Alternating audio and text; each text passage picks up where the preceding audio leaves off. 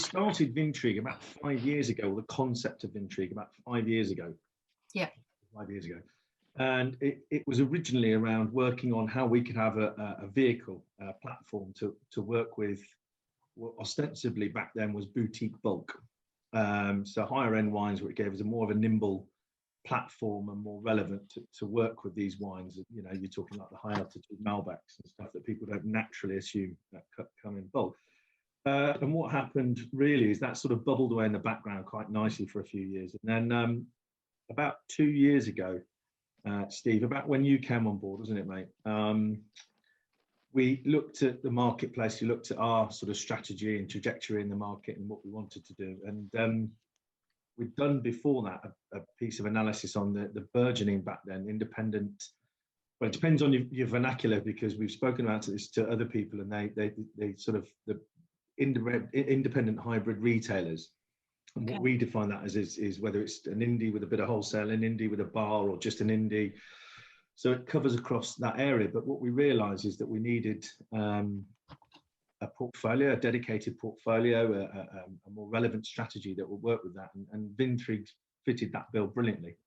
So we started working with our agency partners about creating I suppose a specific, tailored, condensed portfolio to work with independent specialists across the UK and see if we could work. And it was a project that was born out of listening to what they wanted. I mean, we work very closely with a lot of independent retailers anyway, but it was about understanding what we could do or we could add that would be more relevant. And what really became the catalyst is we, as a business, created, we have a family brewery, as we're a family-owned business, as you know.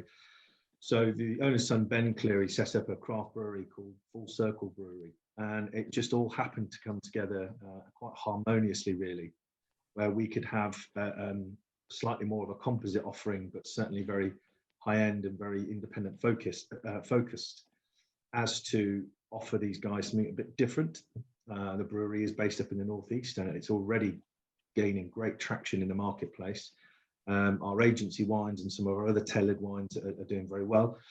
And it also then brought into play our the sort of wider business. We have a gifting business. I'm not sure if you're aware. Yeah. So we have this brilliant gifting division that are incredibly creative. I mean, some of the stuff they come out with is excellent, and obviously not all of it is relevant to independents. You're not going to have a stack of hampers in there, but they've started to work on some very, very interesting, very, very focused gifts. One particularly that we're running with off Steve backed is the Bottle in Bar, which is artisan. I don't know if you've seen it, Sonia, forgive me if you have, but it's artisan chocolate formed around a specific flavoured spirit. Okay. So Bottle in Bar, it's a really good execution, and it's just one of these things for those impulse purchases that fit. They're small, they're focused. It's based around I should know this. How big's the bottle, Steve? 20 cl? 50. Oh, it's a double 50, shot. so even more. Even better. So anyway, we've got this fantastic wine portfolio. We've got the beers now have really established themselves in the marketplace, and the gifting division are starting to produce stuff that is more tailored to the independent sector. So it seemed to be the right, and Vintrigue as a platform is very independent focused and very independent led. So really that was the sort of catalyst of where we got to, and then the joy of COVID hit. And trying to take a positive out of that. That was something that Steve and I sat down and Steve has led the project ostensibly with Emma, but Steve's led the project working with other members of the team, and we've brought it together. So that's a sort of history of what Vintrigue, where it sort of was born, and so where it is to date, as they say. Okay. And as you got to the point of where COVID hit, how did things go with Vintrigue after that point? Actually, not because it's the independent sector, and what we love to see is that all the independents really, well, most of them flourished during the lockdown, and we've certainly seen it through our .com platforms and our other partners that we work with, that people are buying slightly more interesting, slightly higher price pointed wines, and there's some great data that's come out now that something like 46% of retention that goes back into it. So those people that were doing it during lockdown have come out of lockdown but have continued to shop. So actually, yeah, the start of lockdown was interesting for us as a business, but for Vintrigue, I think, Steve, it really gave us. Yeah, it certainly expanded. It opened our eyes and expanded the potential customers that we had and how we were going to engage with them. So I think it's fair to say that we weren't really ready to launch at the very start of the first lockdown, and this was a project that sort of gathered pace through lockdown, and hence we're kind of getting to that stage now where we're doing the national media, and we're launching, I suppose, properly. I think what lockdown did was reaffirm what we thought we already knew. And if anything, it's made the potential for how we position Vintrigue better. You know, we've as Mark said, as we've developed the portfolio, and even before my time, as Mark and Leslie, the head buying director, have added to the portfolio, it's been tailored with that independent sector in mind. We've always been very good at Lanchester Wines in certain sectors of the market, in national on-trade wholesale or whatever that might be.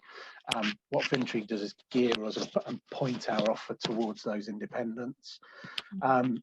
And as Mark said, it seems to be that that buying's changed. You know, consumer buying's changed. A lot of the people that we're pointing this offer at, and how we've tailored the offer is broader. You know, the pool of people that can take advantage of it or are looking to premiumise their wine offer is broader. That consumers seem to be buying upwards. It seems to be that consumers, certainly during lockdown, and as Mark said, long may it continue, are spending a little bit more on the wine they take home, which is great for the independent sector, and hopefully in return great for the Vintrigue side of things. Yeah, certainly all the independents that I've been speaking to since COVID hit are saying a similar thing in terms of the consumer buying patterns that they've seen. There's definitely an interest in looking for unique wines and trading up. So that, as you say, that all sounds positive in that respect. But my next question was really just to ask how Vintrigue sits alongside Lanchester. How closely are the two aligned, or do you keep them as quite separate? It's an interesting question, really, because if you go one way, you sort of knock one and you knock the other. Vintrigue was ostensibly born out of flexibility. Lanchester, because we're family owned, we pride ourselves on being quite flexible, but we're you know, certain projects you work on, it's more of an oil tanker movement than a speedboat. So yes, they're intrinsically linked. It is Vintrigue by Lanchester Wines. I think it allows us to have a bit more fun. If I'm honest, Steve, that's, you know, some of the wines we look at are a bit more fun. You know, certain things that you can have you can get away with, you can do. So yes, they are intrinsically linked on a platform for sure, but we see Vintrigue as being more flexible, more quicker to react. So actually it kind of leads on to your other question, really, based on that, in how do we curate the list and so on and so forth. Well, actually it's constantly evolving. So with Stephen, the project he runs with our sort of national sales team, and we just listen. You know, we're not about to go and tell people what works in, you know, the independent sector. People seem to lump together, but geography is hugely important. So what might work up in a cracking site in North Wales on the coast might not work down in Surrey. And I think from our point of view, it's really being able to listen to them, to put that pressure back onto the buying team, which is always great, you know. And to have that balance about making sure that you know, and it forms and it evolves. We don't have a list and then that's the list. You know, that's the start point, and we want to continue to develop that list, and making it as relevant as we can for the whole sector, because we understand it's not one. We hear a lot of the independent sector, but the independent sector is so diverse. It's not very linear, you know, by definition. And we looked at the top 50 indies and had some fun with those guys there, and just seeing the guys on a screen and what they do, and it's so different. I mean, it's obviously all sort of linked, but completely different. And I think that was important for us to make sure Vintrigue echoed that, really. You know, we're not about to tell them what is the right wine for their shop. I mean, we kind of think we've got a great idea, but we're trying to then sort of listen to them, work with them. And that kind of works with the beer side as well, really. I mean, the beers are really, really artisanal, really craft, and there's some cracking ones in there. We just think it's just a nice ability to have a slight point of difference. Yeah, I think from a delivery point of view, it seems to be that as we develop and as we're talking to more customers about Vintrigue being a platform for these more premium wines, it's almost the best analogy I can think of is almost a sliding scale. So as Mark said, we bulk independents in together, but every independent is different. Some independents might sell to their local pub, some might it might just do their shop offer. It's almost kind of tweaking that. From one end of the spectrum, we've got fantastic family-owned, super premium wines from hand-picked, hand-selected producers, and at the Lanchester side, we've also got some fantastic UK pack that is great for on-trade wholesale. And it's almost that sliding scale. Where does that independent fit on that sliding scale to what their needs are? Are they more towards the Vintrigue kind of premium niche, interesting, however you want to call them, or do they sit somewhere in between? Excellent. So yes, it sounds like you've answered my question about how you kind of create the collection, but perhaps you could just explain a little bit about the kind of wines that you have. Are they from all parts of the globe, or do you specialise in any particular area, would you say? I think this is the biggest departure. If you go back to the Lanchester wines thing, our strength, because of the family of businesses with Greencroft and our sustainability messages, is by definition, it would be New World wines. I think we were keen as a business unit, Steve and the guys, about, for sure, let's be strong where we're strong, but also work where we're, it's not so much we weren't strong, but we've now moved products through. So actually the blend of wines in Vintrigue's portfolio, it's a healthier mix. So we do work with our Italian agency Tombacco. We work with Milagro, our Spanish agency, on some certain special wines that we're bringing in, something a bit different, Graciano or something, just listening to the guys, what we want to work with.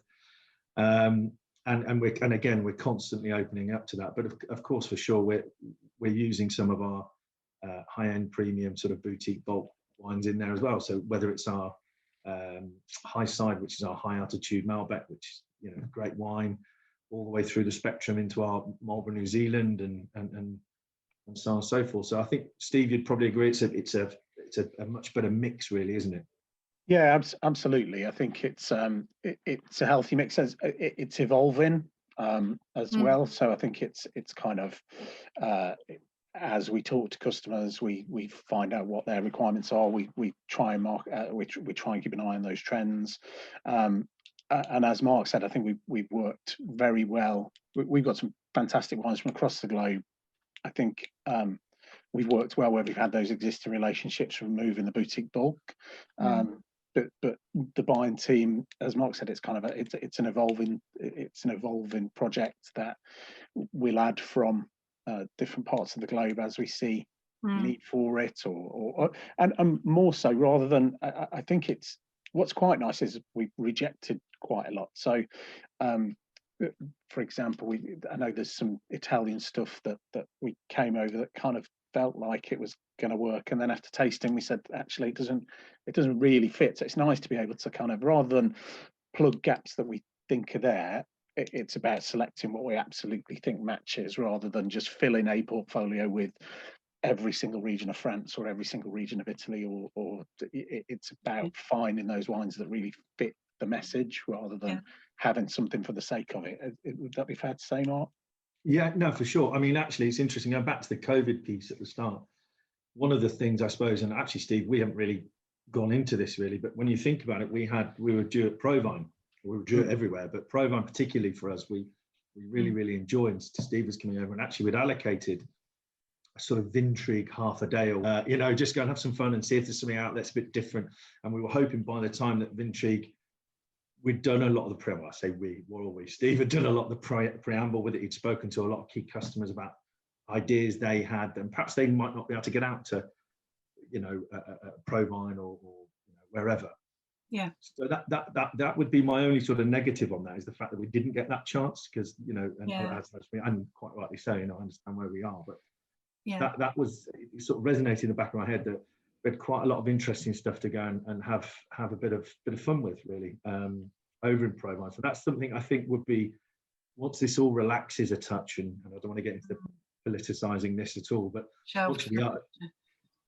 once it is a bit more free to do what we want, I think that's one of the first things myself, Leslie, we want to get out and get back on that acquisition trail, as it were. And I think we'd preempted that slightly in that you said it at the very start of the Zoom, Sonia, about your customer, the people in the independents are looking for different varietals. It was almost kind of COVID prompted, and it's kind of, I suppose it's kind of reassuring that we'll maybe know a little bit about what we're doing, as in the independents, and that I think the market was already looking for different varietals, and it was becoming apparent that people were kind of on the cusp of ready to spend a little bit more and perhaps be a little bit more adventurous.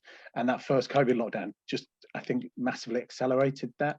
I mean, we bottled probably just before lockdown Alfonso, so we've got the Alfonso grape in bottle from Argentina, which is going down really, really well. We've done something very quirky on the packaging where there's 6 different labels in a 6-pack, which it really resonated with the Indies. Kind of, it's something different. It's a different varietal, and similarly with the entree, we're also saying, we're looking for something different to put on these wine lists, and absolutely think, COVID's kind of accelerated the habits that we thought were going to happen. I think it's accelerated a number of consumer trends, probably, which many of which fit in, such as shopping local and understanding the story behind things, and that just sort of made me think of another question, which is, presumably you guys have these really good relationships that you've built up with your producers. Are you able to sort of share the stories of those producers with your independents?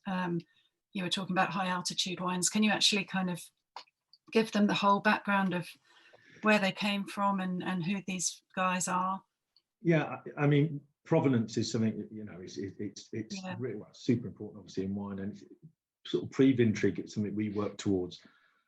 Obviously, we're very sustainably minded as a business across all the companies, because we have the wind turbine farm and so on and so forth. And one of the projects we started pre-Vintrigue actually was to align ourselves with people that were sort of similarly minded, whether it's a producer in Argentina, as Steve's just said then, or any of our producers, about understanding their credentials, their values, and that's something that's really, really important to us. So for sure, I mean, the website's tailored, the Vintrigue website's tailored. Yes, it's there, the wines are there, it's great, but it will be, as it evolves, it will be more about the provenance of the wines, getting to know the guys, and then with the evolution of the business and what we're looking at, the team, the rest of the national sales teams and whatnot, they're already versed and trained on that, and we see a lot more training, being a part of training, tasting, experiential events. What's this, and I mean, these are great. Your experience and. Yeah, for sure, and I think that's really, really important to get that across to the consumer, so all of the wines that are in situation currently, and the beers, I might add, and the gifts, and so even the gifts or the chocolate is sourced by our teams, and the spirits aren't just off the shelf, they're tailored to the chocolate flavor, so it makes it's more of a flavored pairing as opposed to just a gimmick. Like I said, the beers are fabulous in what they do, and the guys, I mean, that's an interesting thing for us actually as a business, Steve. I think you'll agree, is us learning. I mean, Ben Cleary, the guy that owns and runs the brewery for us, and part of the Cleary family, his team are just incredible. He's got a couple of master brewers. How they create stuff. I mean, some of the recipes, I've been in the trade a long time, and I'll sort of go, really? And it comes out and it's excellent. So we're educating ourselves on this as well, because we understand the market knows it very well. Yeah. So there's quite a lot of stuff on that side. So no, for sure, everything that we put through Vintrigue or work collaboratively on, that the provenance is absolutely salient. And I think with regards to the provenance, we've already done one online tasting with one of our Western Australia producers, Plan B. And I think what that did, we talked about buyer behaviours, but I think just general consumer behaviours. That imagine trying to get, I think we had about 20 participants on a Zoom tasting. Imagine trying to do that pre-lockdown. Would have been like pulling teeth, wouldn't it? It'd have been really difficult to tie everybody down to that. But you know, it's perhaps there's a demographic of wine buyers that perhaps wouldn't have gone on Zoom before. And I think that opens up opportunities for us to be able to communicate the stories a lot better. So to be able to, and not just as the whole industry, to be able to connect the consumer or the independent buyer with the producers. You know, we've all been in the industry long enough to kind of know, you know, the annual visits, trying to fill up your diary, taking a winemaker around to dinners and that kind of thing. It's certainly accelerated that, hasn't it, with the kind of evolution of everybody doing Zooms or Teams or whatever it might be, to jump on, to be able to jump online and do an online wine tasting. Yeah, definitely. I think some independents are finding real success with that, with connecting with their consumers and keeping that kind of connection with them, even though it's different from being in store. It's showing how sort of loyal their consumer base is, I guess, as well. Being able to keep in touch with them. So, yeah, it's there's a lot of opportunities there, definitely. And I think I've got a couple more questions left, but I suppose that the next point I sort of wanted to ask really was why do you think the time is right now for Vintrigue? I think you've touched upon this a bit, but do you think this is the perfect time to really sort of push this properly and talk to the trade? I think, I suppose it's echoing what we said. I don't know if it is or if it isn't. I mean, we can certainly take a hell of a lot of benefits out of COVID in a sense, in so much as it refocused us, it afforded us time to make sure the execution was correct, the portfolio and research was correct, the training was right. Is it right now with this second lockdown? I think we were just garnering a great set of inertia. That's not right. We're garnering great inertia with everybody getting back out, everybody feeling that feeling of really wanting to get on with it. And so, yeah, as same with all of our competitors and all of our friends in the trade, you know, the second one has been necessary, I'm sure. But that's kind of been a bit of a step, because, you know, we're going to drop straight into Christmas now. So it's all of our lovely plans of, you know, talking to people, taking a bit of time, it's going to go a bit crazy, which is great. So I think the first lockdown, yeah, for sure benefited, and it worked, and the way that we sort of passively brought Vintrigue to the market worked quite well. This one here, Steve, I think. I think is there ever, you know, are you ever 100% ready to bring anything to the market? It's going to be an evolving offer. I think what is apparent is that what I've felt talking to people, describing what Vintrigue is, engaging about the styles of wines that we're offering, it certainly feels like it fits the right time, and it's you know, yeah, we've touched on it. It's that kind of accelerated, more premium offer, more interesting, great varieties. I think from a business point of view, you probably agree, Mark. It seems the right time for us. There's been kind of one eye on, and not from my point of view, it's Mark that does the recruitment, but one eye on this as you've recruited over the last, you know, as you said, Mark, it's kind of the last 5 years, isn't it? And we've got, it feels like we've got the right skills in the business to be able to deliver this. It feels like we've got the right mindset across those people to be able to communicate it properly. So from that timing, from that side, I think it's the right time for us to go out. There's a really, really good range of wines, and you know, we as a salesperson, as somebody at the coalface, it's having the confidence in that portfolio and being able to have a serious conversation with somebody, and absolutely those conversations seem relevant, seem well received, and yeah, we're hopefully going to have great success with it. Yeah, no, definitely. I think you're right that the first lockdown, really everyone was just reactive and having to work hard to ensure that the offer was relevant, whereas this time around it gives the ability to really be proactive, and if you're confident about something, then it's a good time in that sense to just push forward with it, especially when you're passionate about it and enjoy it. So it makes sense in that sense. I do think though as well, with the timings point of view, some of the stuff I get, and same as you, Sonia and Steve, you speak to a lot of people in the trade and you have a chat. We are hoping that this great British spirit comes in the usual January, February sort of lull. I think will be, I think it's going to be quite a defining period for us all. I think you'll see a lot more people wanting to go out, wanting to support the trade, assuming that we can, if you know what I mean. Yeah. So I'm hoping that will bring up and pick up for everybody in the trade. I think it's a great opportunity for everybody to start, working together as well. And I think actually from the lockdown, that is one thing that we've seen, and with us bringing Vintrigue to the market and the continuation of the rest of the businesses, it's been quite nice to see a lot more collaboration between suppliers. That's been something I've taken away from this horrific set of events. Is there does seem to be a bit more cohesion in the wine trade, which is great, really great to see. Excellent. And obviously, this is an early stage of what you're doing now with Vintrigue, but are you able to talk about any plans for the future or next steps that you'd like to try and do with it? Go to the pub. Is there anything you particularly want to add in terms of from different countries or types of wine? Yeah, I mean, I'll go and then Steve will make it sound correct. But what I want to do more is just get out and about with indies and chat to them and literally say, what are you looking at? I mean, I think some of the wines coming out of Eastern Europe now are absolutely magnificent with the indigenous varietals, the sort of the super varietals, your Sauvignons and stuff. There's some really interesting, really, really clever, provenant based, old wineries. Yeah. This is just me. Steve's probably looking at me now going, and I'm sure Leslie, our buying director, is going, what the bloody hell? But, that side of things, I do want to sort of break the norm. And I say break the norm. Eastern European wines have been around forever, but they're not exactly front of mind purchase, are they? Really, So I think what we said at the start really about the evolution of Vintrigue and its flexibility, I think, to say what the future plan is to stay very, very flexible and very, very sustainably. There we go. That dropped it in again.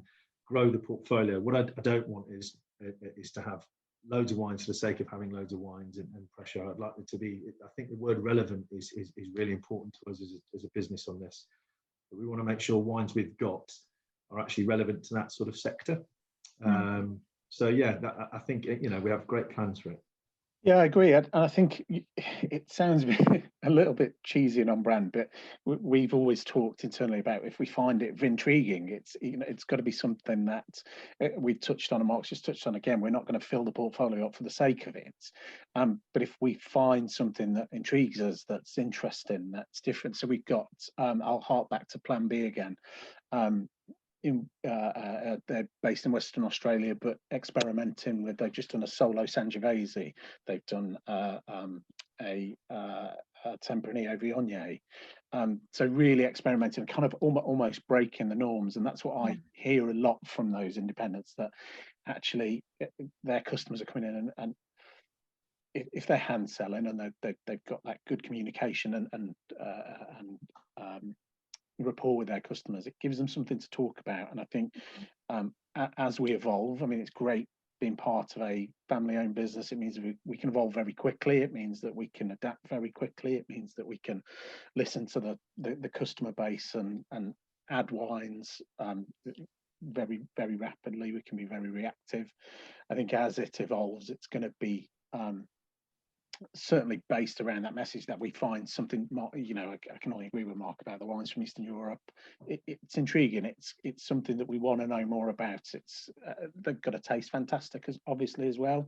But if there's a story and